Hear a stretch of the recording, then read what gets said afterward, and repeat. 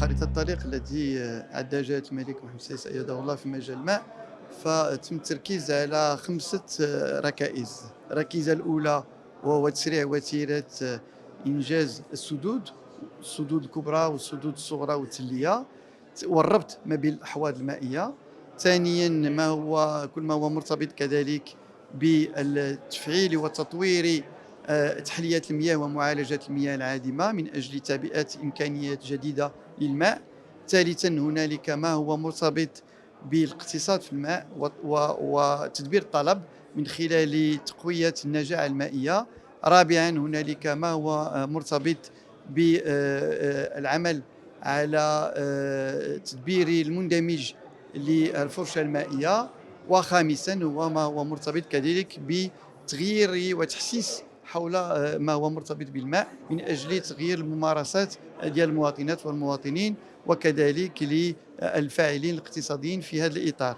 واليوم الهدف كان هو التحدث عن العمل على تطوير البحث العلمي في هذا المجال، لأن كما تعلمون مع التغيرات المناخية هنالك تحديات جديدة، ومن ضروري البحث عن تقنيات جديدة لتطوير النجاعة المائية، لكذلك تطوير النظام المعلوماتي حول الفرشة المائية، لتطوير كذلك الاستعمال الذي يمكن القيام به بالنسبة لتحليات المياه، للعمل كذلك على الاقتصاد في الماء وتثمين الماء بكيفية أفضل. فكل هذه القضايا فهي مفتوحة للبحث العلمي ولكذلك تطورات التكنولوجيا في هذا الإطار.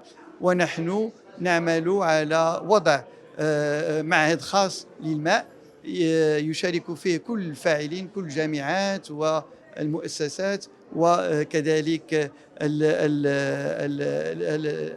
المدارس المهندسين، لكي نعمل على التفاعل مع هذه التحديات وكذلك تطوير التعاون الدولي في هذا الإطار. Je voudrais remercier l'État suisse pour cette coopération et cette convention que nous amplifions parce que nous avons déjà des relations qui sont durables et qu'aujourd'hui c'est une occasion de pouvoir aussi faire l'ouverture de cette rencontre qui concerne l'eau avec toutes ses difficultés, toutes ses problématiques, et vous connaissez l'importance de l'eau aujourd'hui comme secteur prioritaire et souverain de notre pays.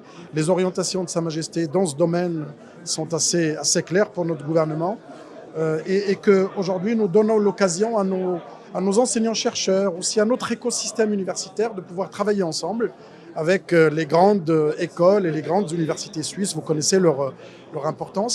Et il y a un point sur lequel nous mettons vraiment l'accent, c'est comment mettre en relation les compétences et le capital humain dans ce domaine, et en particulier les doctorants, pour accentuer la mobilité, mais aussi prendre la thématique dans sa globalité en tenant compte des compétences sciences humaines et sociales. Aujourd'hui, vous ne pouvez pas faire de gestion de l'eau si vous n'intégrez pas la sociologie, l'économie. Ce sont tous des secteurs qui aujourd'hui permettent d'amplifier justement cette démarche. Le stress hydrique ne nous concerne pas que nous, il concerne également même l'Europe, même si on dit que la Suisse est abondante en eau, mais en réalité tout le monde est en train de subir des transformations avec ce changement climatique qui est en train de toucher le monde entier. La discussion qui vient d'avoir lieu ici est extrêmement intéressante. Elle va permettre de développer une coopération qui existe déjà, qui s'est amplifiée depuis 2021. C'était le 100e anniversaire des relations diplomatiques Suisse-Maroc. On a l'aspect recherche fondamentale, recherche aussi appliquée. Et peut-être que l'étape suivante, ça sera aussi au niveau industriel, au niveau économique. Comment est-ce que les compétences des uns et des autres peuvent être utilisées dans des exercices pratiques? Comment mieux économiser l'eau? Nous avons des entreprises qui sont aussi très spécialisées dans l'assainissement des eaux, dans le développement de l'adduction d'eau. Et je crois que nous avons à apprendre du Maroc, le Maroc à apprendre aussi de la Suisse. Et à la fin, on doit avoir une solution win-win. Mais pour faire ceci, il faut approfondir le partenariat sur le plan scientifique. Comme l'a dit Monsieur le ministre, j'étais aussi très intéressé que le ministre de l'équipement et de l'eau soit présent, parce qu'après, ce sont des challenges. Vous savez, on parle beaucoup de la Suisse comme château d'eau de l'Europe. Le château d'eau, il commence aussi à avoir quelques problèmes. C'est très variable suivant les années, suivant les régions. mais on a de plus en plus des précipitations brutales, puis après des périodes de sécheresse. Et ce que le Maroc fait en termes de barrages pour récupérer l'eau, pour éviter qu'elle soit perdue, ce sont des questions qui sont à l'ordre du jour tout au long de l'agenda suisse aussi.